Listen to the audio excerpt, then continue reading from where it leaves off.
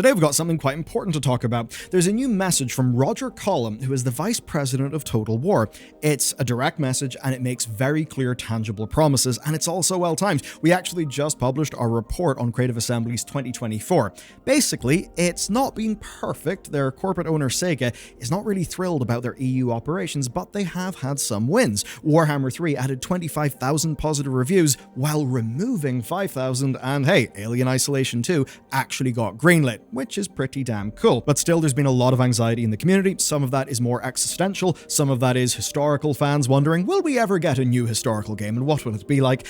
And some of it is because the new DLC for Warhammer 3 Total War certainly did release 2 issues. But okay, let's dig into Callum's letter and see what it's actually like when a company makes concrete promises. First, something we can all celebrate. The Total War launcher is not long for this world. Creative Assembly are going to remove it, but only after they've got a mod management solution in place, which, fair enough. And Callum is quite clear in this one. He says that they want a seamless Total War experience, and they think the launcher is a hindrance to that. So, hello games industry, it would be pretty cool if you had listened to that and acted accordingly. He also made 3 consumer-friendly pledges, 2 of which definitely make me feel every single year of my age. First, blood packs. These are a strange thing for this franchise specifically. 2011's Shogun 2 Total War launched with a curious DLC because for $2.99 you could get delicious blood effects. And hey, they were kinda cool. Watching a full unit of Yari Ashigaru just turn into red mist was pretty awesome. The decapitations were nice, but at the time it absolutely felt like a blatant cash grab.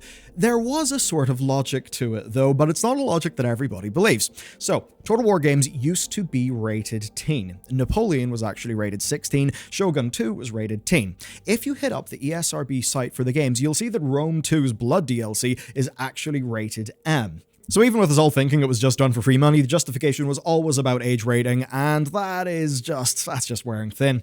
Times have also changed, because from a consumer's point of view, age ratings only really mattered in the world of retail. I mean, as an example, I bought Rome 1 as a teen, but I couldn't have bought Napoleon when it came out without bringing my ID to the store. And if I was a year or 2 younger, then I would have had to get a parent or something. Of course, I just got it in Steam, but if I was to get it in retail, maybe that would have delayed my purchase until the game was selling for less. So, in the days of retail, those age ratings actually did kind of matter, and doing some funny business to get a better rating could actually be helpful for a company. But still, it was always a tenuous reason. It got more tenuous as we all got more digital, and now it's dead because it's player unfriendly, and I think they recognized it. What Callum specifically said is that if a future Total War game thematically requires blood, it will be included within the base game without the need for a separate purchase, and he says this might mean an increase in our age ratings for future titles and how we potentially market our games, but we want the franchise to remain as thrilling, immersive, and authentic as possible.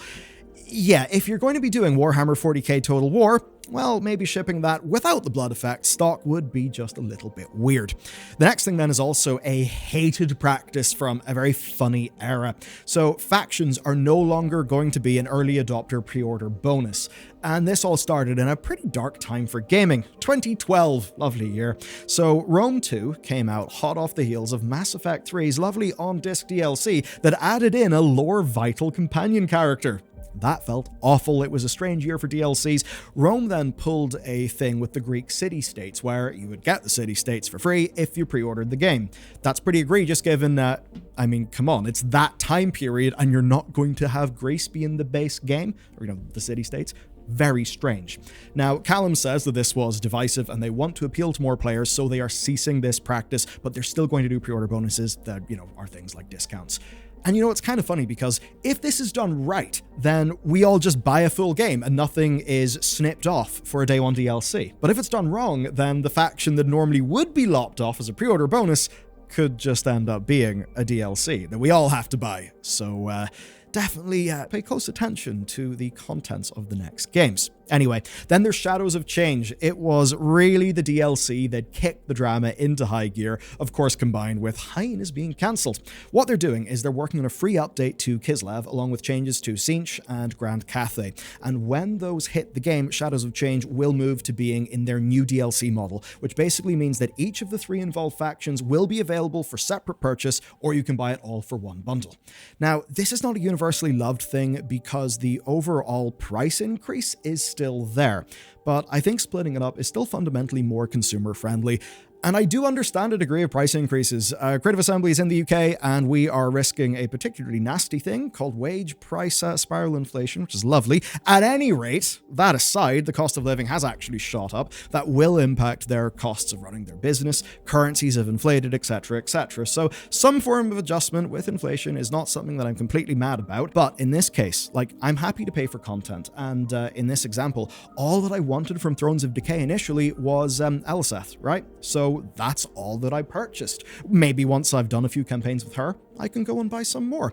The bit that matters, though, is I'm not left buying a full 3-faction DLC, even if I only want to play one faction. Now, sure, that means I've given them less money, but psychologically, humans are very loss-averse. We have a negativity bias, so for many people, if only one of 3 factions appeals, then they won't buy something, especially if there has been a price hike. Now, there is some evidence that this has worked, actually. Creative Assembly released some Warhammer 3 stats. They show Karl Franz as the most popular lord, with Elspeth von Draken coming second, and funny enough, Malachi coming in third, and he's also from the Thrones of Decay DLC.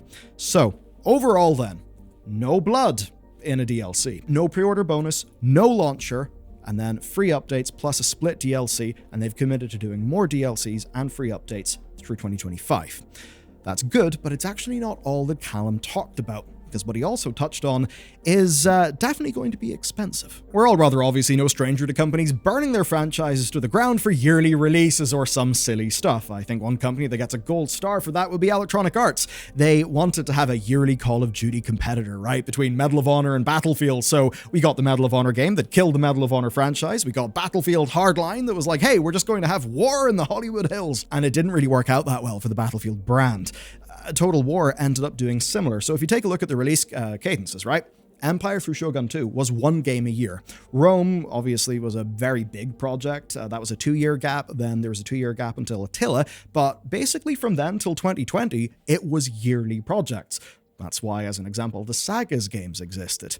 Warhammer, of course, did carry, but the Sagas games, they really did flounder. Three Kingdoms was abandoned after DLC attach rates in China seemed to have sucked, and then 2022 to 2023 almost killed the bloody franchise, because Total War Warhammer 3 came out with a campaign that was not well received. It came out with a hell of a lot of bugs. There was the sort of unique game mode that they had going to the Chaos Realm that people just did not like at all.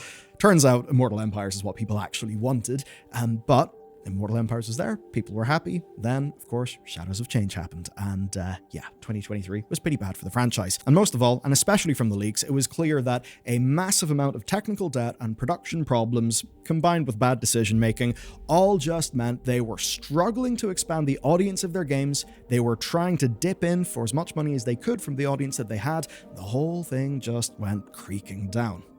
And that's why it's interesting that Callum said there will be reveals of the new Total War project, but those are going to be in late 2025, right? And if they're only revealed late 25, then we've got to assume a 2026 release date. Now, in the meantime, it's going to be all Warhammer 3 with, yes, free updates and DLC. Now, I said no new Total War. I didn't say no Total War, because if you actually read what Callum wrote, well, he said this: "We also want to look to the past as we celebrate our storied catalogue of releases, journeying through each title that has been released since 2000. That has absolutely got me thinking about remasters, right? Anything remake, remaster that they can outsource to another studio, and there's a very, very obvious move they can make here, and that is Medieval 2 Total War Remastered. So if you take a look at this, right, this is daily players, and you can see the daily player peaks have hovered from about 4.5k to 5.5k since 2016. Just sticky. People are playing this game. It's not exploding in popularity. It's absolutely not diminishing in popularity. Of course, it's also very, very well supported by mods. And if you take a look at the entire franchise over, like, say, the last 30 days, and just by the average players, Medieval 2 is ranked 4.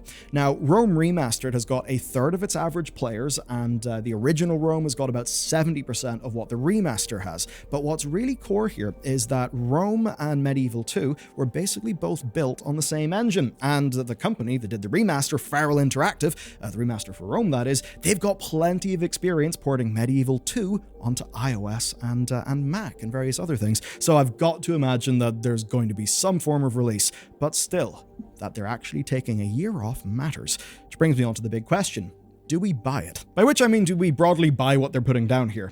well, I'd say actions matter, and hitting the stop button on releases is a fairly major action. Now, I mentioned Electronic Arts earlier.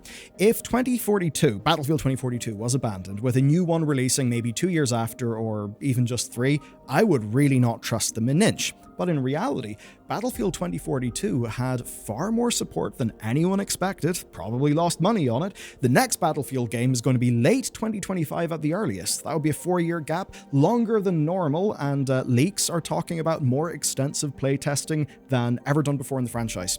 Now, that only matters to me because they took the action of supporting a game longer than it really seemed they would, based on their prior actions, and they delayed when, they delayed a new release. So that's the sort of action that could actually matter. Here then, if they're announcing in late 25, then maybe mid-26 is the earliest we could expect a game, maybe late 26. That would be 4 years after Warhammer 3, like 3 years after Pharaoh, maybe a little bit more if you sort of count the individual months. That is a massive gap versus what we had came to expect, which was yearly games. That's why the Sagas games basically existed. So I think Creative Assembly know they're in deep shit if they lose people again. And if their next fantasy project is Warhammer 40k, I think they also know they really need to invest in their fundamentals. Even based on what has leaked out, the technical debt, the engine problems are absolutely gargantuan. They know they need to get that right, because the 40k project, given the overall success of that brand, that is going to be vital to their future results. If they cock that up, they really, really are screwed. Now, there are some other rumors. There's a World War I project rumored and even a Star Wars project, but the rumors have not been rock solid enough to call it. Overall, then, I think this was a good blog post. A number of things that we do not like, are going. As for the issues in Warhammer 3 right now, hopefully those get resolved pretty quickly. There's a patch on their beta branch right now. I'm feeling broadly positive. Absolutely, do not pre-order based on anything, right? Only buy after reviews if you actually know that they're delivering. But this is the sort of action that I would want a company to take. Even if we were to say they realized the awful health of things and just said, listen, Sega, you've already cut a whole bunch of our staff. We need another year. We need whatever we need to actually have our projects be good. That does represent spending many, many, many, many, many, many millions of dollars to actually get the shot right whenever they take it. That is the sort of action that I think actually matters. One of the biggest reasons why we have bad game releases is financial, right? It's hitting quarterly earnings, hitting yearly earnings, whatever it may be. So many games that could be so much better if they just had another year in the oven. So that it's actually happening and that they're willing to spend a large amount of money to make that happen, because, funny enough, a year of a whole company does take time. Well, that's good. Don't pre-order, but, I'll at least pay attention. Just like we paid attention to the Kerbal Space Program story. It's honestly completely crazy. And the good news is, you can watch it next.